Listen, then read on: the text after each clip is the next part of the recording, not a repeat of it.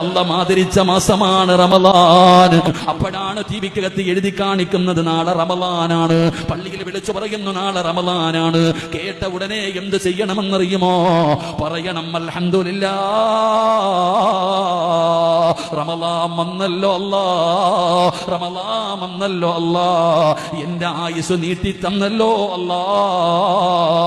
ഒരു റമളാനിലേക്ക്, ഒരു റമളാനിൽ കൂടെ പങ്കുചേരാൻ എനിക്ക് ആയുസ് തന്നല്ലോ, അൽഹംദുലില്ലാഹ്. അല്ലാഹു നോക്കുകയാണ് ആരാ ബഹുമാനിക്കുന്നത്, ആരാ സന്തോഷിക്കുന്നത്, ആരാ റമളാനിനെ സ്വീകരിക്കുന്നത്.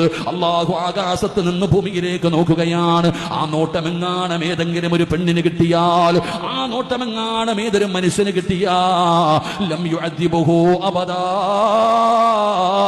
ഒരു കാലത്തും ആ മനുഷ്യനെ ശിക്ഷിക്കില്ല എന്ന് ആദരവായ പ്രവാചകൻ നബി മുഹമ്മദ് മുസ്തഫ.